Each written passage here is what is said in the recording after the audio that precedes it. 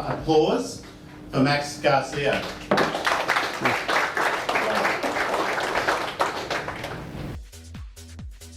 Max Garcia is the only US Marine Sergeant Major speaking in Australia and is an Amazon #1 best-selling author with Joe Vitale, who was featured in the movie The Secret.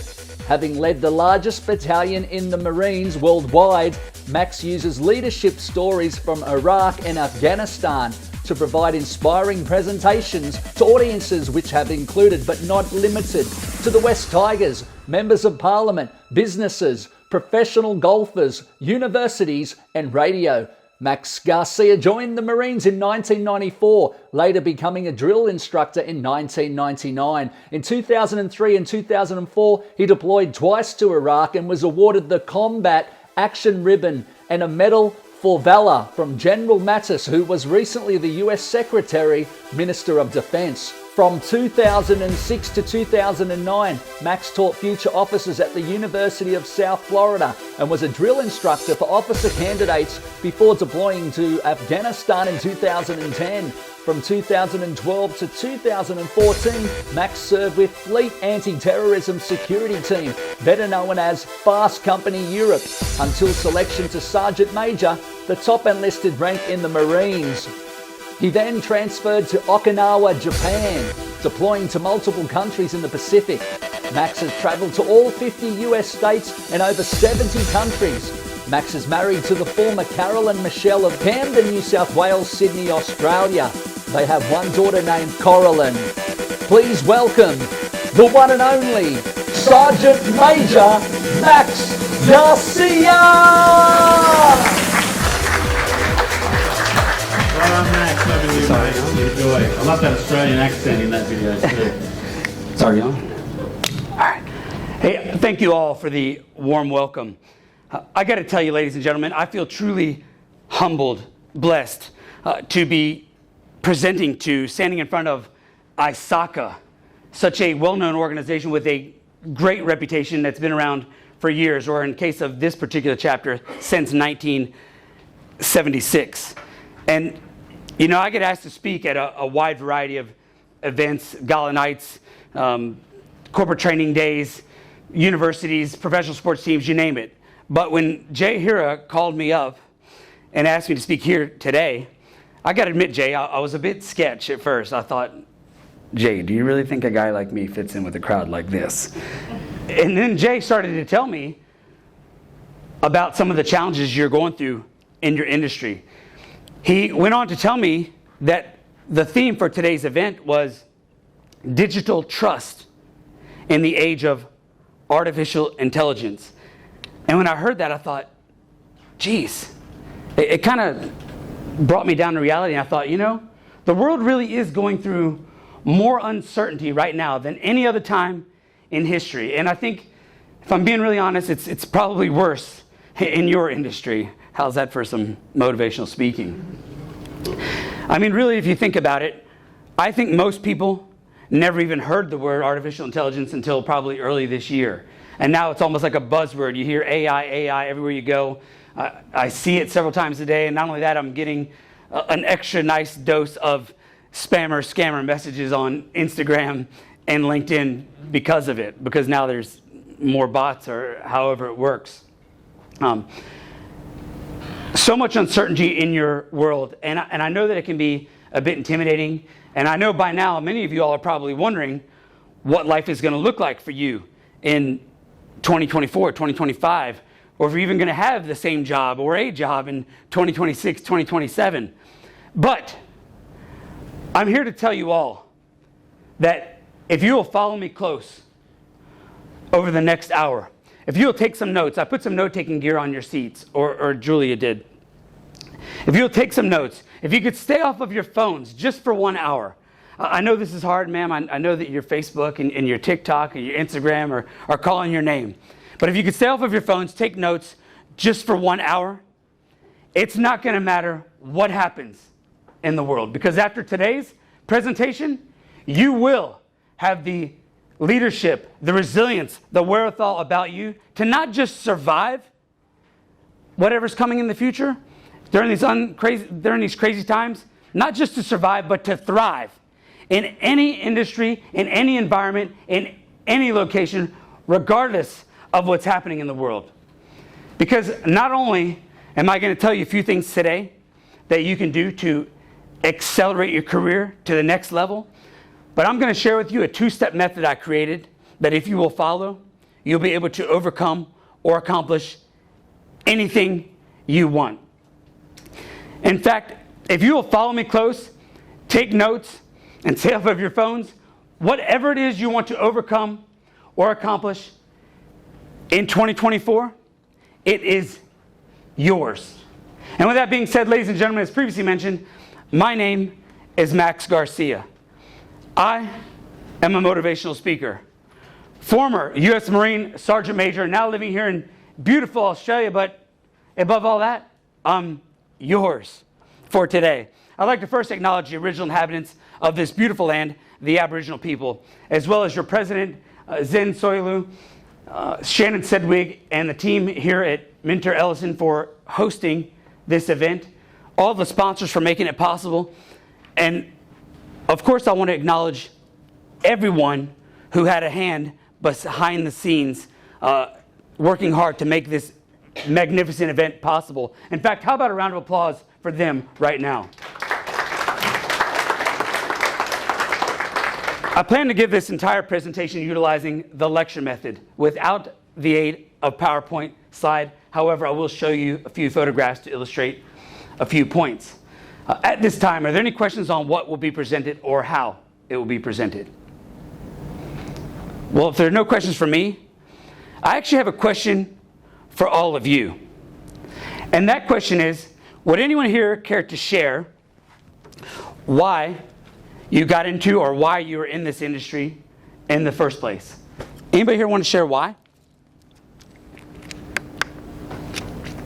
Yes, sir. One taker, the only other U.S. Marine in the house today. Please. So when I got out of the Marine Corps back in 2014,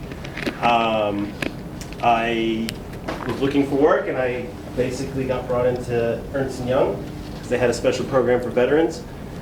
Because veterans, you know, we have our rules and regulations, and we're really good at following those. So I think they saw the transition from following rules and regulations in that industry to following rules and regulations in this industry. Okay. So, yeah. Beautiful. I asked that question like that because I'm pretty well convinced that most people don't know why. I tell you what, I'm going to stand up here because I realize I'm a bit short. Okay.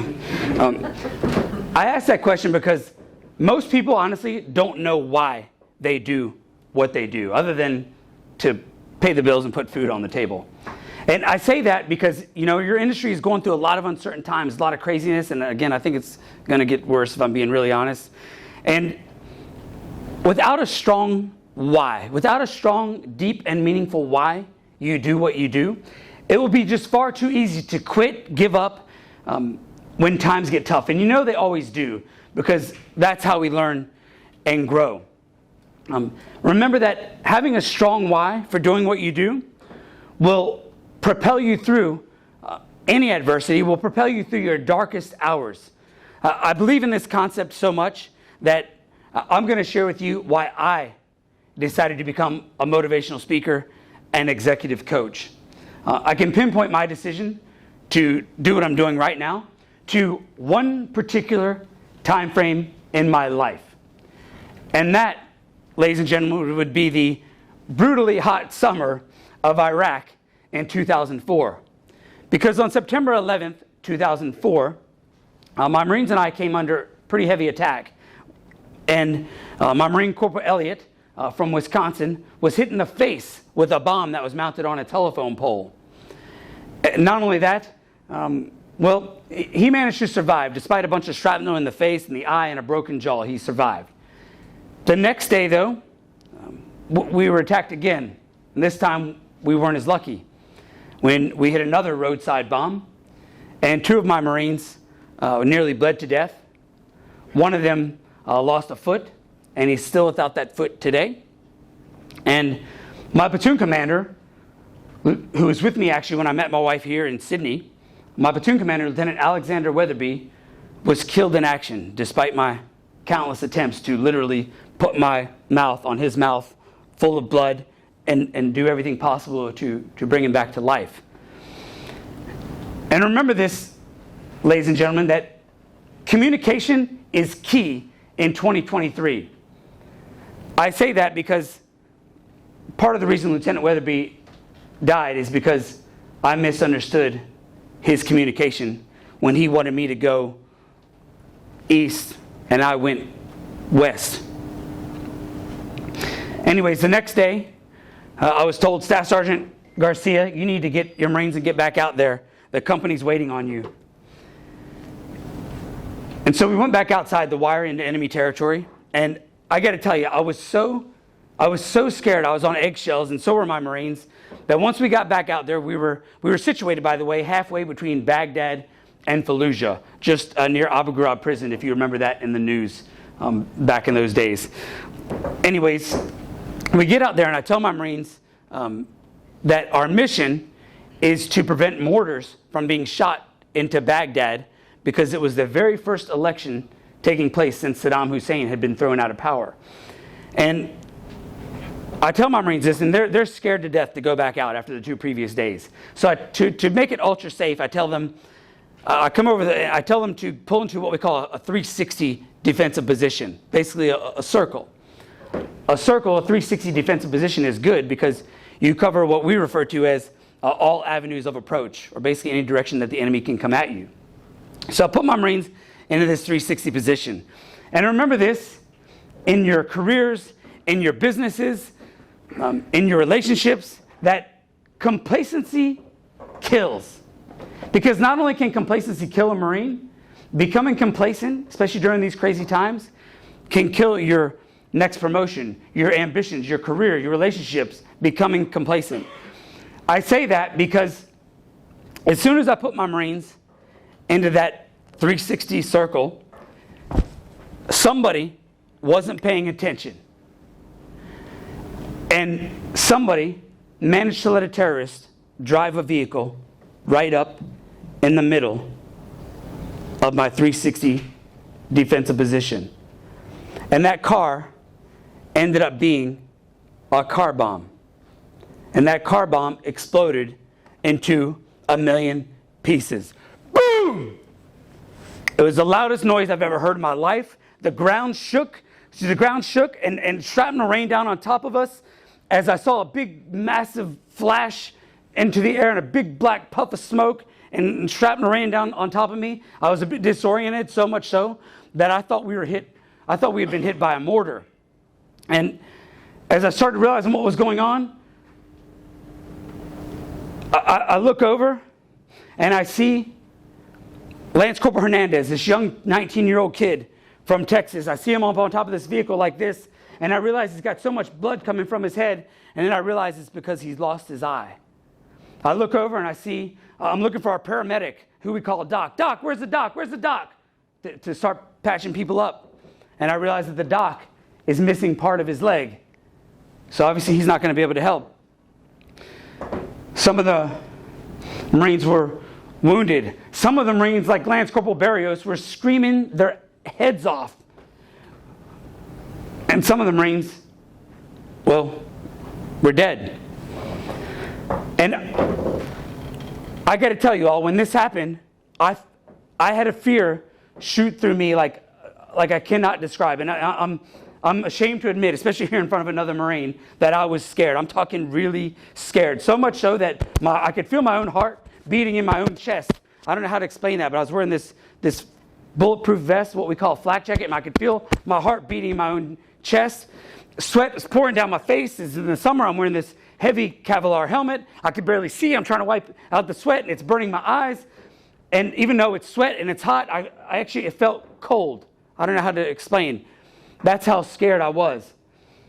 But remember this, as you head into these uncertain times, through AI, through artificial intelligence, or anything else, remember that if you freak out, if you lose your cool, did Siri go off because of me? I love it when that happens. Siri, I'm not talking to you, thanks. Remember that whenever you get scared. Maybe your job is threatened, or maybe, who knows? When you have times of crisis, if you lose your cool and freak out, everyone around you is going to freak out. Your employees who you're entrusted to lead are going to freak out. Your boss will freak out. Your clients will freak out. Your family members will freak out. And if no one is thinking with a clear head, that is a complete and total recipe for disaster. So keep that in mind as you move into these uncertain times, because I really, honestly, if I'm being really genuine with you all, I was scared, and all I really wanted to do in that moment was run, hide, and scream like a little girl. I'm dead serious. But I knew I was one of the more senior Marines present. There's only about 100 of us out there. I was one of the more senior people present. And I knew that if I lost my cool, everybody would freak out, and which would leave us very vulnerable to another attack. So keep clear. So I instantly went into like this hero leadership mode, which is what you should do when times get sticky. And I'm like, you, Johnson, take care of Corporal Mellowat. You, take care of Corporal Puckett. You, call in for a helicopter medevac to get these guys out of here. And as I started to do this, remember this in your businesses. When things get stressful, don't get too much tunnel vision. Because I started to get like a tunnel vision. You do this, you do that. And next thing I know, I hear, but I didn't hear. Crack, pop, boom. And next thing I know, I feel this on my back, and I feel myself getting pulled to the ground by Corporal Buckley. And then I feel myself, I'm looking around, what's going on? And next thing I know, I see movement off in the distance. And then pop, pop, pop, pop, pop, pop, pop, pop, pop. Again and again. I hear the Marines, Staff Sergeant, other vehicles driving right at us. What do we do? And I, wait for me. Pop, pop, pop. I start to shoot at it. And my Marines unload a hail of gunfire into it. It catches on fire, big flame, and the thing rolls into a ditch. Sorry. And then the mortars really did start coming in, just like you see in the movies.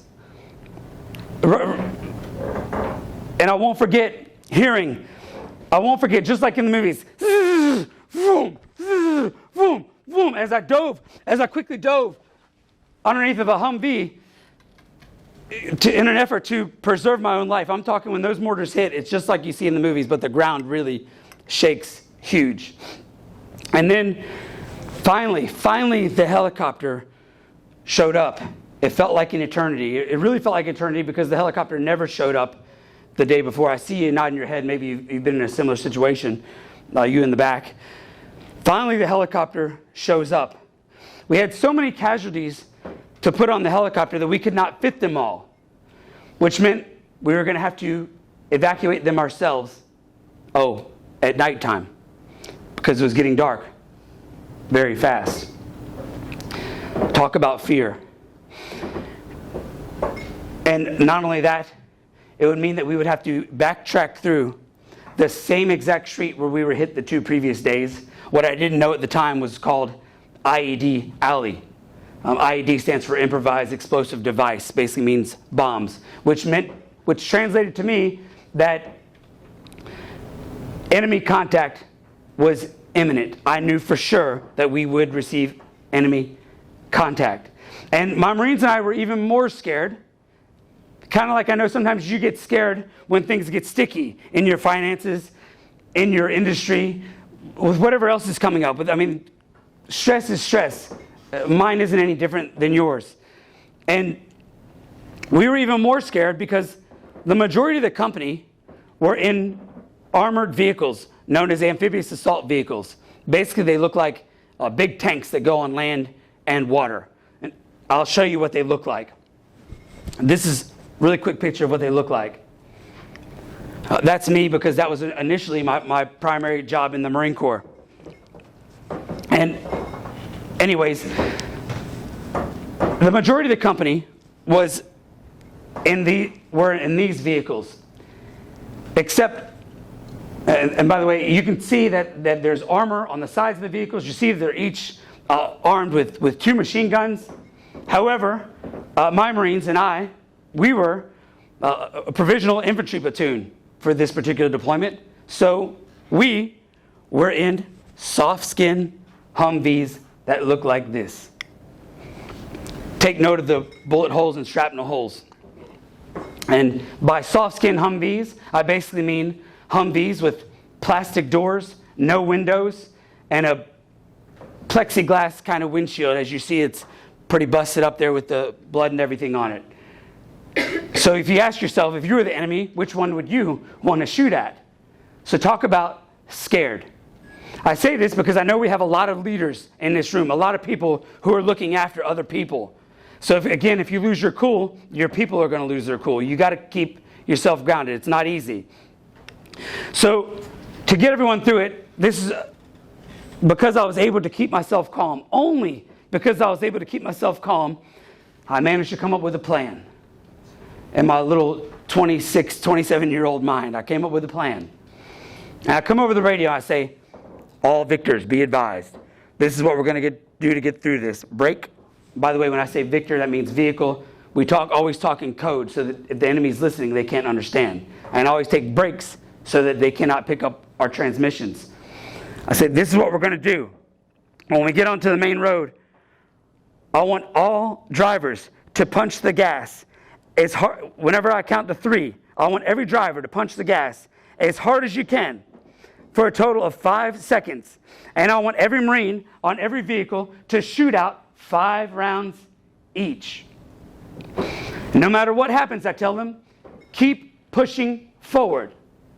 If we take enemy fire, which we will, I know you want to get into a firefight, but for this particular mission, our mission is to get the casualties to safety. So return fire, but keep pushing forward. No matter what happens, keep pushing forward. No matter how scared you get, keep pushing forward. I say, okay, here we go. All together. On 3. 1, 2, 3. Ping, ping, ping, ping, pop, pop, pop, pop. Keep pushing forward. Keep pushing forward. Okay, everybody, stop. Search and assess. Look out for any enemy. If you see any enemy, call it in right away. All right, we're going to do that again. Say the same thing again. All victors, be advised. When I say 3, everyone stomp on the gas as hard as you can, and everyone else, every driver stomp on the gas, and everyone else fire 5 rounds out. Here we go. All together. 1, 2, 3. Pop, pop, pop. All right, stop. Everybody search and assess. Look closely. Look very, very closely.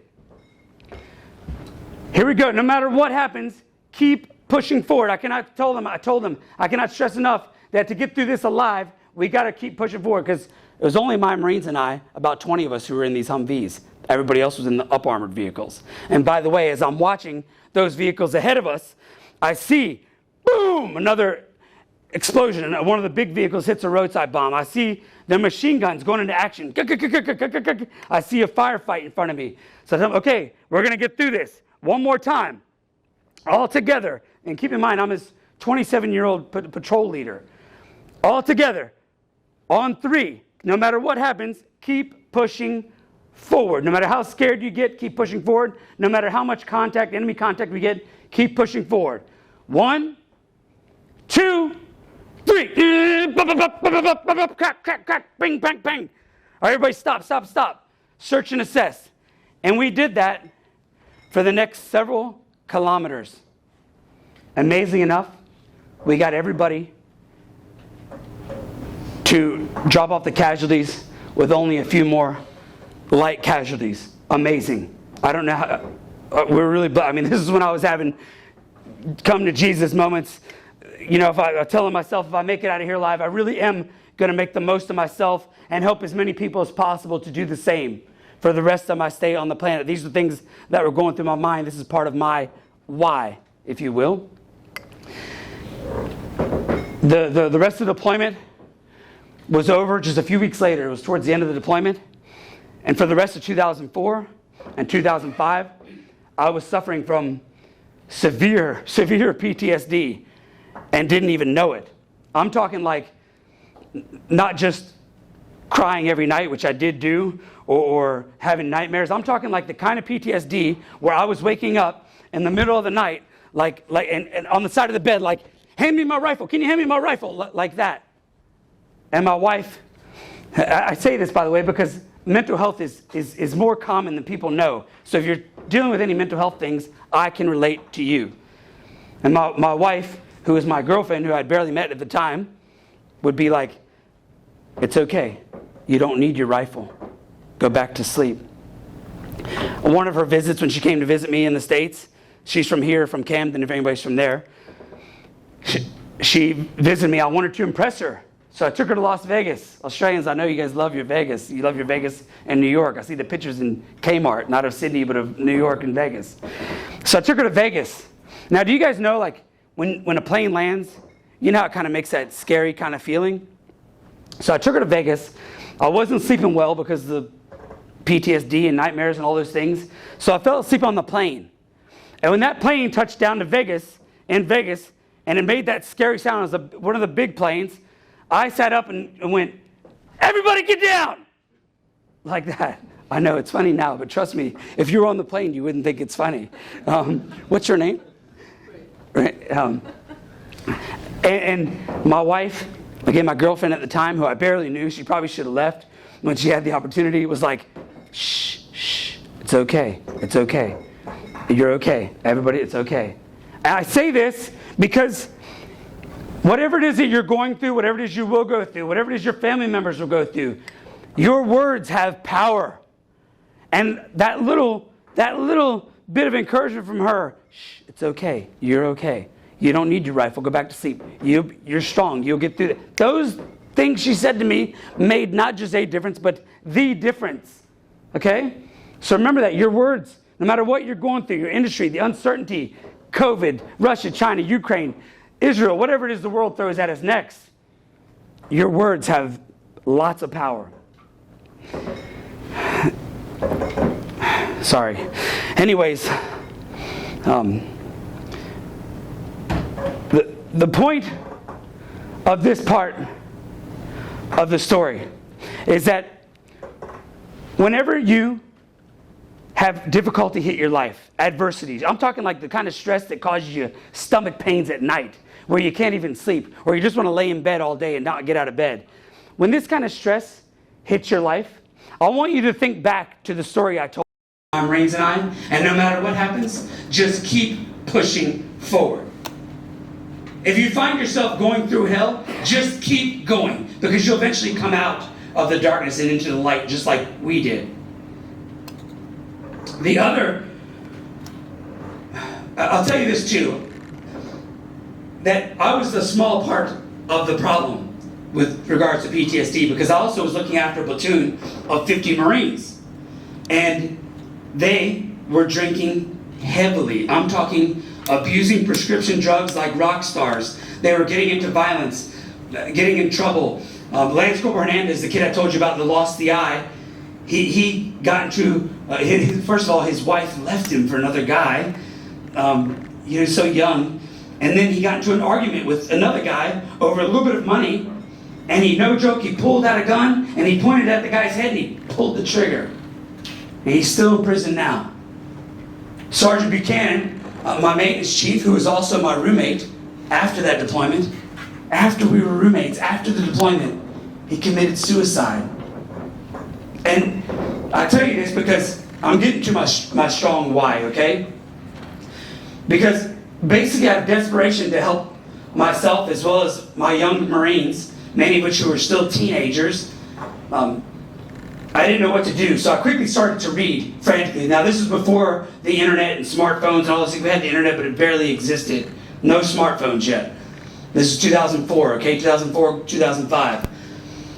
And I quickly started to read what causes people to overcome adversity. What causes people to not only overcome adversity, but achieve massive success despite the adversity. I started to read quickly books by people such as Tony Robbins, Napoleon Hill, Think and Grow Rich, Marshall Silver, who became my mentor. And I fell in love with an amazing movie called The Secret, if anyone's ever seen or heard of that. If you had not, it's amazing, life changer. And I started getting into mind-empowering things such as hypnosis, meditation, and I started to teach these things, everything I was learning to my Marines, and believe it or not, it started to work. And it was like the Marine Corps recognized it, and before I knew it, I went from taking 50 Marines to Iraq to taking 300 Marines to Afghanistan, and ultimately, fast forward years later, I ended up being blessed to be appointed the Sergeant Major for the largest battalion in the Marine Corps worldwide, where I had the privilege, the honor and privilege of looking after 12 to 1,500 people at any one given stage, most of which were very young in their early 20s or teens, which is why I have a few gray hairs if you look close, okay? Anyways, the point of this story is that if I hadn't gone through that difficult deployment,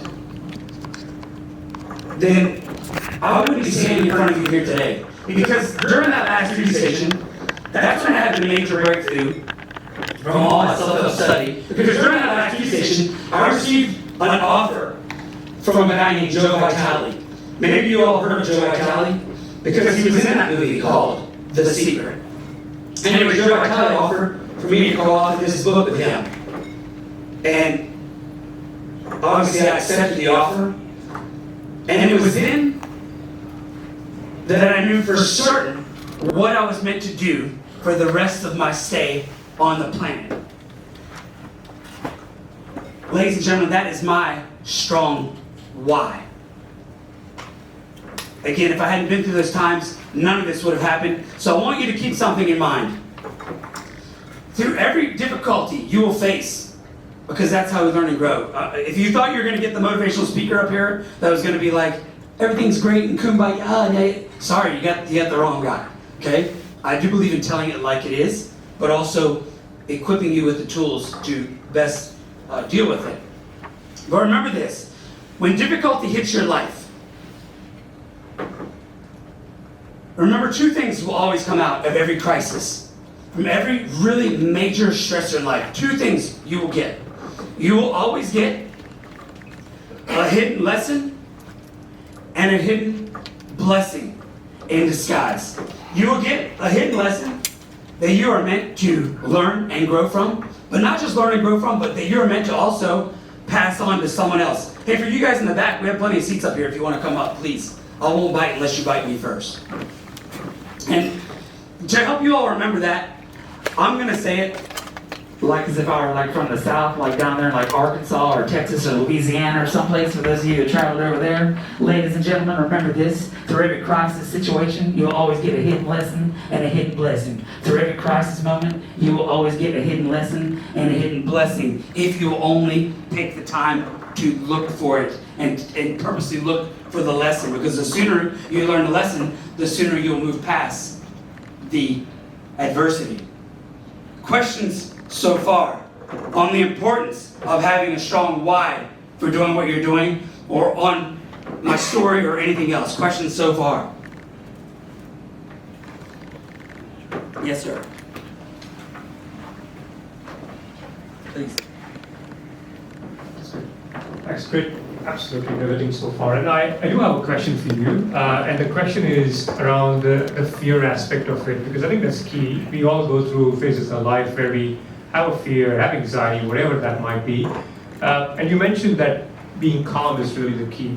But are there things that has worked for you on a systematic basis? Because fear is not a one and done. You face it. Are there things that has worked for you? Be it breathing, be it counting, whatever it was. Yes. What has worked best? Absolutely. I'm really glad that you asked me that. And I'm so sorry. How do I say your name? Chirag. Chirag. Thanks so much for asking that question. And I'll tell you all, this actually leads to what I was going to talk about anyways. Now I'm going to tell you a couple things that I did to get myself through that difficult time. Again, remember, I was only in my 20s at the time going through this. And anyways, I'll tell you a few things I did. This is the part, ladies and gentlemen, that you'll want to take notes. This is why Julia put the note-taking gear on some of your seats. This is the secret sauce right here. This is the part where if you follow me close, whatever it is you want to overcome or accomplish in 2024, it is yours. We're going to learn this in 2 steps. I call it the Sergeant Major Garcia 2-step. Don't worry, man, it doesn't involve any dancing. She just looked up and be like, oh my gosh, I'm gonna cry. She's leaving alone in the shirt her guy saw you. Step number 1, you must first write down your ambitions. Whatever it is you want to overcome or accomplish in 2024, you must write it down. That's it. That's it. Write it down. Whatever you want in life. Sounds easy, right? Sounds easy, but we don't do it. Sure, we've all heard, statistically speaking, just by putting the pen to paper, you're so many more times likely to achieve success, the promotion, whatever it is. But we don't do it. And then we wonder why. Year after year goes by, and we never quite get there. Sadly enough, so many people die and never really fulfill their life's purpose or achieve their dreams. I'm convinced that the same thing happens to millions, if not billions, of people, which will happen again next month on New Year's Eve. Because on New Year's Eve, New Year's Day, we all make these things called a New Year's resolution, right? Do you guys remember this? Oh, honey, this year's going to be different. I'm going to get myself back in the gym, at least for January. I'm going to get myself in shape. I'm going to spend more time with you and the kids. I'm going to invest in that business or in that house. This year's going to be our year. We say things like this. December 31st, January 1st.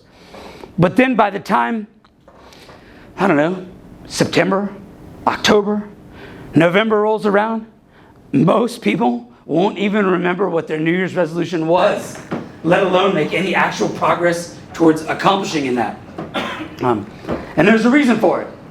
It's because they simply didn't write it down. So it's easy to forget. And if you're not buying into what I'm saying just yet, Jay, if you're not buying into me, just bear with me. Who here, on your busiest, most hectic, stressful days, who here, show of hands, including you in the back, who here likes to use a to-do list of any kind? Put them up if you use the to-do list. Put them up, up, up, up, up, up. Nice and high so I can see. Put them up. I won't bite, I promise. Okay, that's everybody. It's funny to me that we'll use a to-do list for everybody else's needs, our kids' needs, our boss's needs, our clients' needs, our tax man's needs, and the stinking BAS statement for those of you who are business people. BAS drives me crazy.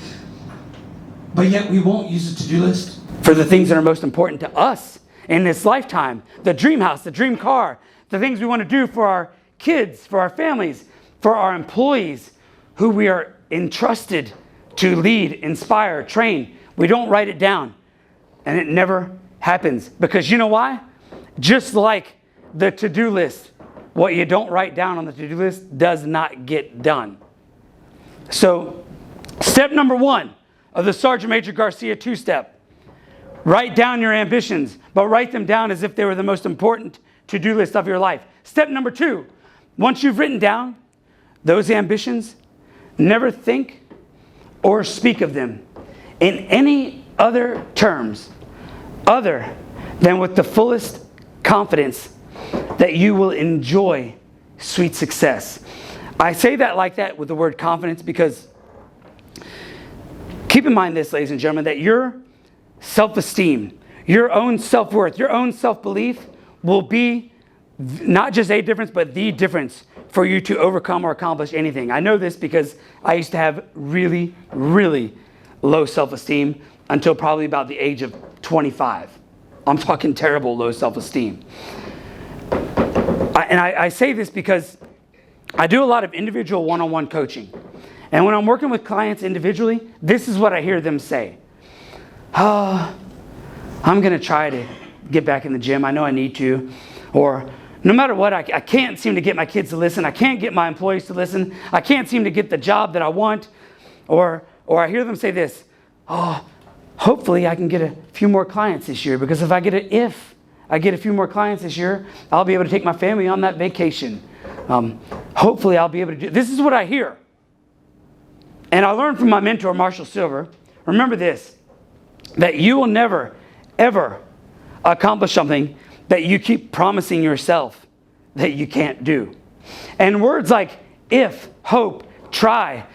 I learned from my mentor, Marshall Silver, that these words, it's like they give you permission to fail. It's almost like you're putting it out there that you're already not going to do what you set out to do. And not only that, it's almost like you're putting everyone around you on notice that you might not do what you are setting out to do. Oh yeah, I'm going to be getting a look for promotion next year. Hopefully I'll get it, if I get it. You know, you kind of talk like that because we're a bit scared sometimes. Instead of speaking with uncertainty, because speaking with uncertainty will bring more uncertainty into your life. Instead, speak with conviction. Speak with certainty. Oh, no, the promotion is mine. Oh, I will get the promotion. And if you're not buying into what I'm saying fully just yet, let me demonstrate something here. What's your name again, ma'am? Ruth? I'm taking notes. Oh, it's good. I really appreciate you. Just so you know. I saw you. It's okay. I saw you, and I could tell that you're Ruth. You've been clinging on to my every word, which I'm truly grateful for. And for that reason, I'm going to pick on you just a little bit. Okay? Awesome. I can't wait. Imagine Ruth, if you're going in for a surgery. God forbid. I know some of you all have probably been through some surgeries. I've been through a bunch myself because of my military service. But imagine, Ruth, if you're going in for a surgery and I was the surgeon. Scary thought, right?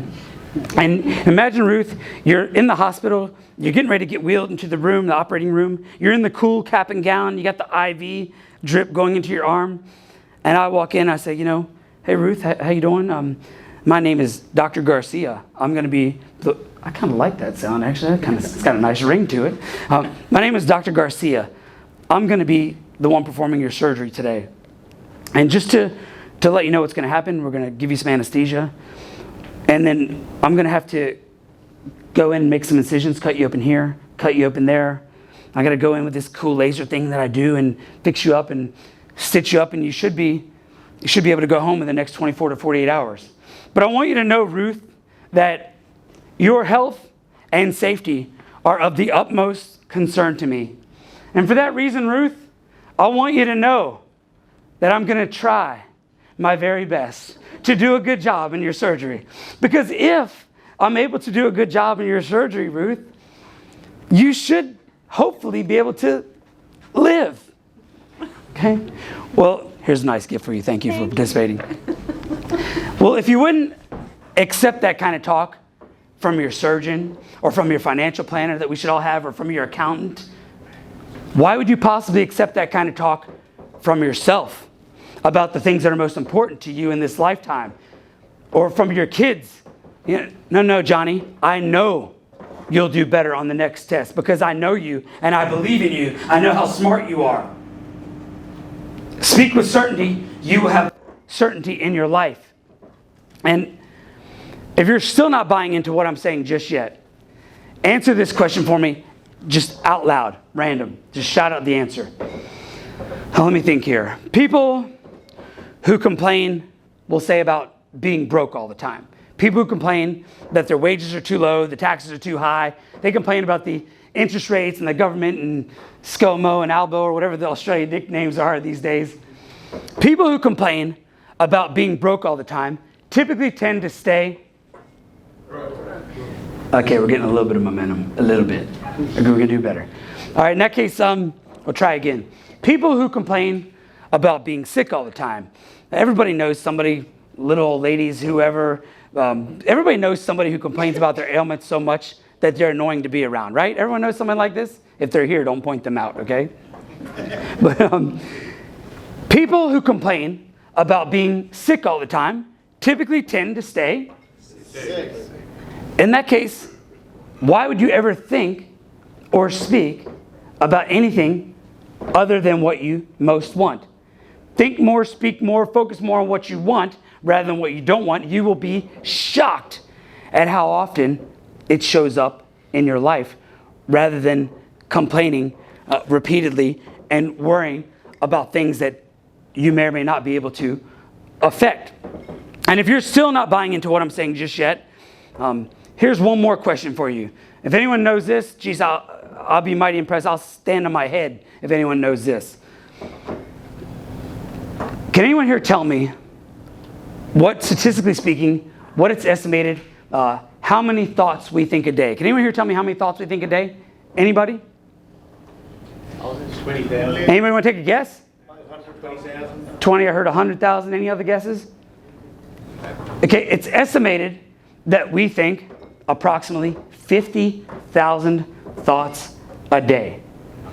50,000. I mean, 50,000 thoughts a day whizzing through your mind, telling you who you are, who you're not, what you cannot do, where you've been, where you're going, where you'd like to go.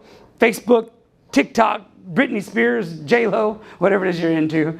I love my Britney, I tell you what.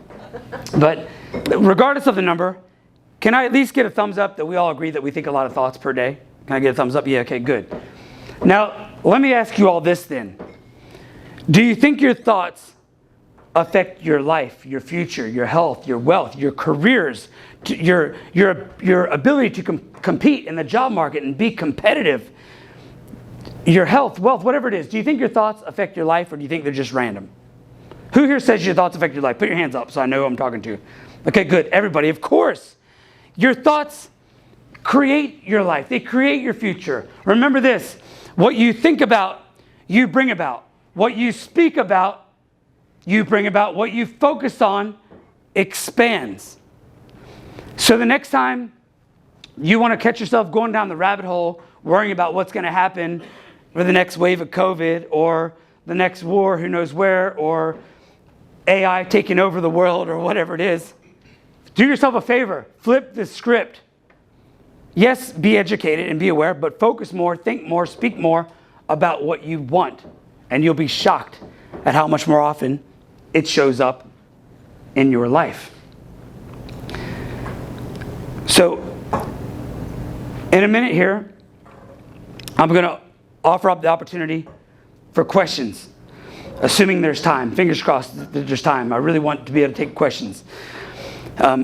If for some reason I don't get to your question up here, you have a question that you don't want to ask in front of everyone else, I'll be hanging around like a bad smell for a bit. I'll attend the networking and drinks with you here in the back. Hopefully get some good drinks rather than just the tea and water, because I'll need one after this.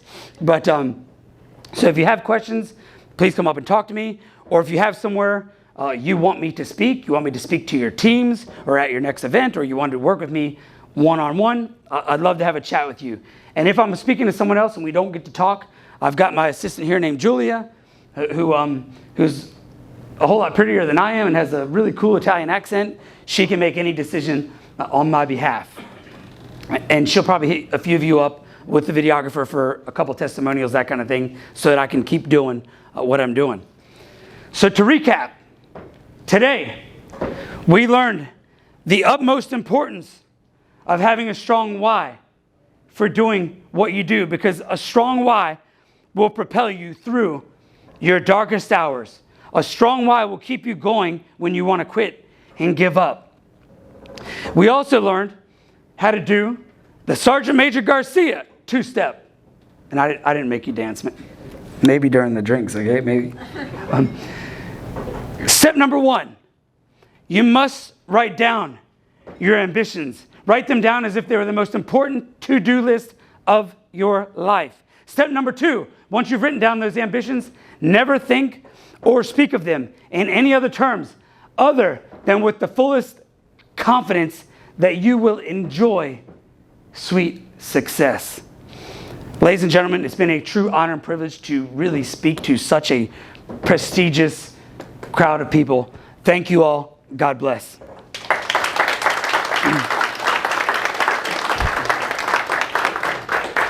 I don't know if there's time for questions. I'd love to take them. Couple of minutes. Who's got a question? And before the first question starts, while you all are thinking of it, I'll just show you another picture here. This is just a couple pictures of the guys I mentioned before.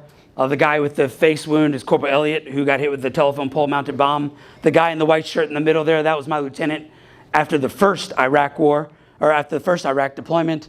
And then the gentlemen down below are the ones that we lost on that day that I described to you earlier.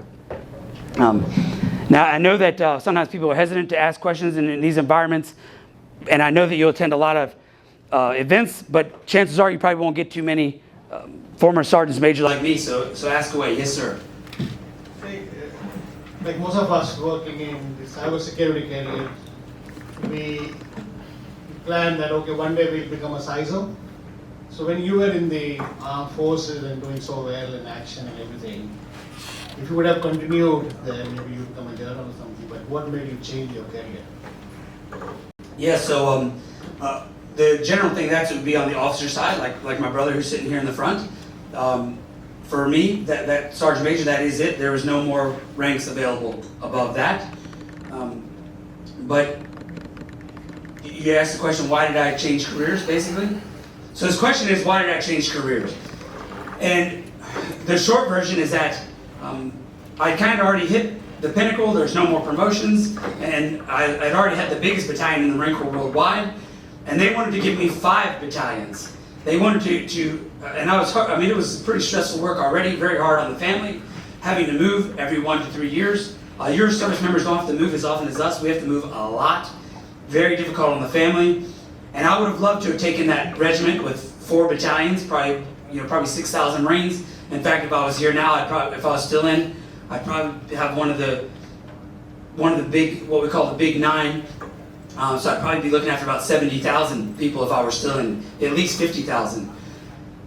But I know that if I had taken on that regiment, to answer your question, it would have meant a 9-month trip to Syria for another combat deployment, which I would love to do. I mean, I would have loved to have done it. But I also had a 7-year-old daughter at the time who's now 13. And I thought that, to answer your question, I thought my little girl needed a father more than I needed another medal. Does that answer your question, sir? So, Yes, sir.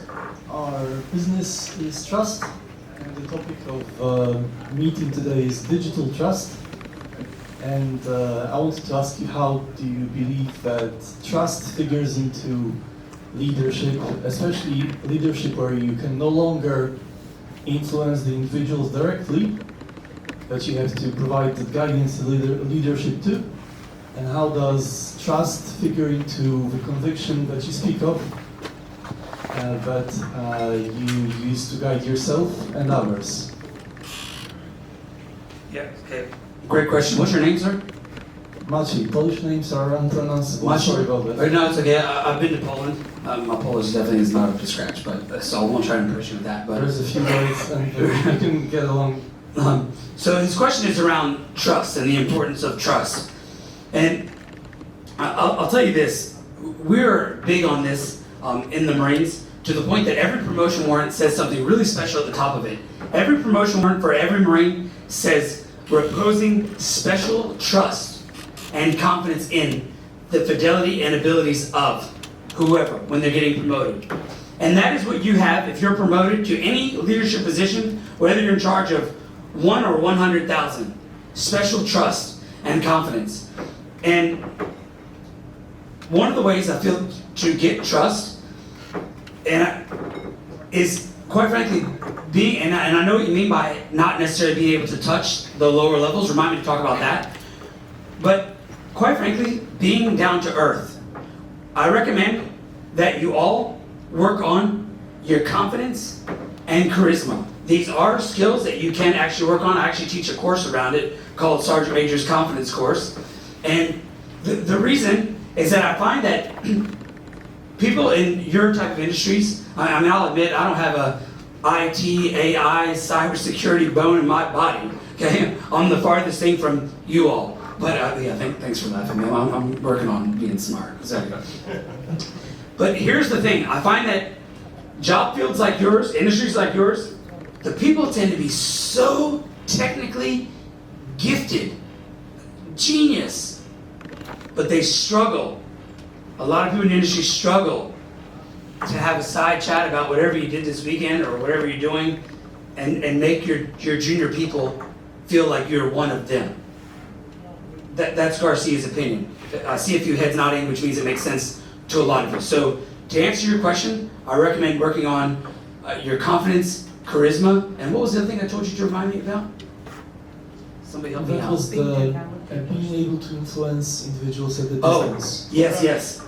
So if you're in charge of so many people that you don't get to see them all on a day-to-day basis, get out from behind your desk get on a plane if you have to and go visit those people on a regular basis. It will mean the world to them that you actually care. If you do work in the same building or even same city, probably you should be walking what I call the spaces, the office spaces, the work spaces every day. Just having side chats. Hey, what's up, John? What'd you do this weekend? And having chats, because then they'll see you. This is what I refer to, by the way, as engaged leadership. Okay? Engaged leadership is key to building a trust. And believe me, if you're in those many layers, your people will say, oh yeah, CEO, CIO, whoever, never comes to visit us up here. They don't even know I exist. They'll say that. But if you actually make it a point, and by the way, I did this. I had Marines in multiple different countries, in different states, and the commanding officer and I, they would organize a small plane and or a helicopter for us to go visit them, because that's how important engaged leadership is. So to answer your question, sir, make it a point to go visit them and have chats with as many as possible. And insist that the sub-leaders below you do the same. Tell them to get out from behind their desk, walk around, shake hands, look people in the eye, have kneecap to kneecap conversations about their careers and what's important to them, and you'll have die-hard loyalty. I actually just had a Marine message me the day before yesterday. I've been out of the Marine Corps for nearly 5 years, and this Marine messaged me the day before yesterday, asking my advice on getting promoted. I'm like, why don't you ask your current sergeant major? I don't know. But he actually asked me. This is the die-hard loyalty you'll get if you make it a point to visit them. Does that answer your question? Yes, I believe so. For us, trust is what we offer, what we sell.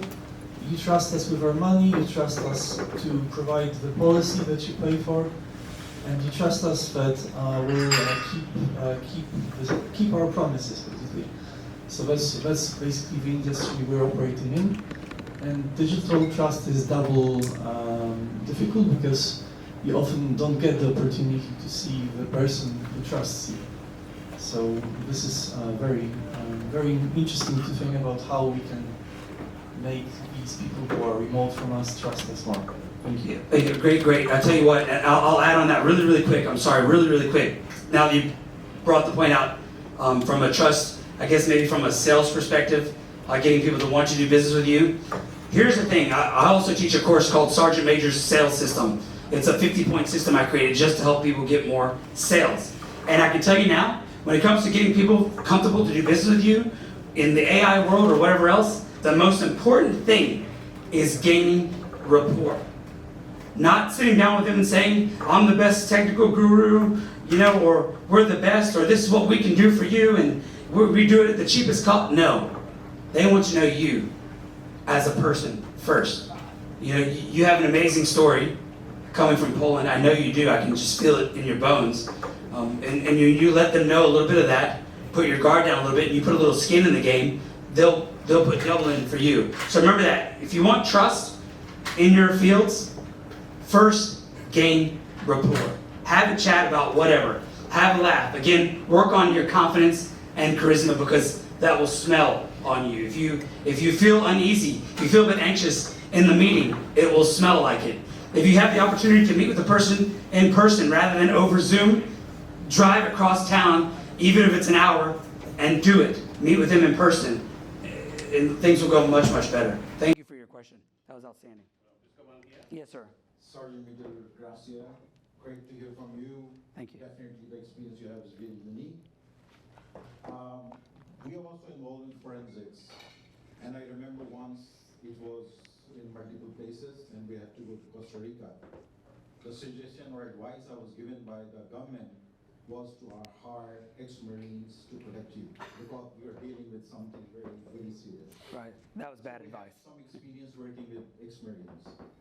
The question is that, that the way you're trained, the way you do the motivation works very well with this generation of, for example, myself or the people under me. Do you think it will work with Generation Z? They are very different type of people. This is my challenge, a dilemma. That's why I'm asking this question. Can you motivate them? rigorously and hard work and commitment and so on and so forth? Yes, great question. So just to make sure I understand this correct, are you asking me if my method of teaching everyone here today is the same I would use on younger people? Yes. Or are you asking me how to get younger people to have a work ethic like us? Both. Okay, so that's kind of a two-part question. So Take another hour. just tell me when I'm kicked off. So first of all, I tell you, I speak at Western Sydney University all the time, and I absolutely love speaking to them because they are like sponges. They're more open-minded. Some of them are too cool for school, but really, my method is basically the same. Maybe for them, I would use more of a story about maybe something whenever I was their age or something, depending on the point I have to get across. But however, I believe people are still people. And if you come across as authentic, genuine, you're comfortable in your own skin, any age, I think, will respond to you because we have a variety of ages in here, and I've already even had questions from a variety of ages. Now, as far as getting them to work hard for you, here's a quick recipe. Okay, this is some secret sauce I'm gonna tell you for anybody here who is in charge of anybody else. Jay, I see you cracking up over there. I've done a secret sauce. Maybe I'll call it something else. But here's what you do. Okay, this is how you get anybody to work harder for you, to deliver on your expectations. When you first get them, when you first hire them, you want to have a sit down with them. Hey, John. Hey, I'm so glad to have you on board. We're so excited to have you. Your resume speaks volumes. You come with this great reputation. Your last company speaks highly of you, whatever. So-and-so knew you. But hey, John, just to make sure that there's no gray area in between us, I printed off your, out of the standard operating procedure from our company, I printed off your bill description or your job description. And not only and your roles and responsibilities, and not only that, John, I included my specific expectations for you while you're here at Minter Ellison or wherever it is that you work at. And you tell them, John, I expect you to be on time, every day, in the appropriate uniform because you're always representing the company. I expect your reports to be grammatically correct before they leave the company because they represent the company. Basically, you let them know your clear expectations up front. Too often, they say, hey, here's your desk, here you go. You tell them what to do, but we don't really, a lot of leaders don't have the moral courage, what I call the moral courage, to lay it out and put it on paper. And here it is. Now you sign, I sign, you get a copy, I get a copy. And then, 90 days later, no more than 90 days, 60, 90 days later, you sit back down with John. Hey, John, a couple months ago, 2 or 3 months ago when you got here, here's the expectations I told you, job description, and you're nailing it, John, in this area, but in this area, you're working slow, or you're leaving too early, or whatever. But you got to have the conversation. Initial what I call initial counseling and follow-on performance counseling. No more than every 90 days for the follow-on performance counseling. That will yield miracles. If you contact me, I'm just giving you the very, very wave tops here, just a little bit. If you contact me, I'll be able to give you details on this. Thank you. Does that answer your question, sir? Yes, it does. Very good. And one last one here. So I'm sorry, Major. Would you say that it works in the reverse as well, where when you go, into a new position, if you don't get that, do you take it upon yourself then to say, I'd like to sit down with you, talk about my expectations, and I'd like to see you in 90 days? Right. That is a phenomenal question coming from a Marine who would be writing evaluations on Marines every day. And yes, that's a great point. So what he basically is saying is that when you go to work for a new boss, if after a couple weeks go by and your boss hasn't given you the sit down, I recommend you send them an email. Good afternoon, sir, ma'am. Now that I've been here for 2 weeks, no more than 2 weeks, I would greatly appreciate it if you could counsel me on your expectations so that I can ensure I'm not only meeting, but exceeding them. I'm going to give you that one-liner one more time, which you can use free of charge. Okay? This is how I got to the top of the food chain, not because I did anything special. Okay? Good afternoon, sir. now that I've been here for a week, 2 weeks, ma'am, now that I've been here a week, 2 weeks, I would greatly appreciate it if you could counsel me on your expectations so that I can ensure I'm not only meeting, but exceeding them. And then after a couple months go by, especially if you know you're going to be getting looked at for a promotion, a bonus, or you're going to, whatever it is you're going to ask for, after a couple months, never too long, good afternoon, sir, ma'am. Now that we are 3 months into the reporting period, I would greatly appreciate it if you would counsel me on my performance so that I can adjust if needed to ensure that I'm not only meeting but exceeding your expectations. Just showing this care factor will automatically put you a couple places higher for the promotion, for the raise, whatever, for the bonus, just because you care enough to ask. Does that answer your question, sir? Are you sure? Is that the point you wanted me to make? We were like this up here. Is that it? Well, my preference is we keep talking to you during a networking session. But I think from just the faces and the silence from the audience, you've blown them away. Thank you.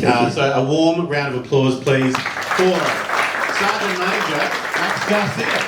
Thank you so much, everybody. I truly appreciate it. Hey, before I go, can I take a selfie with you guys? Is that all right? Because I think this is kind of a cool thing to do. I'm not one of the younger people like you mentioned earlier, but let's take a selfie. And would you do me a favor? Since we kind of talked about mental health a little bit, you guys know this is like the sign for okay. And again, just by going to someone, hey, you okay, brother? Like that. So if everyone would, please put your hands up like this to let me know that you're going to be okay through these crazy changes. Come on, put them up, put them up.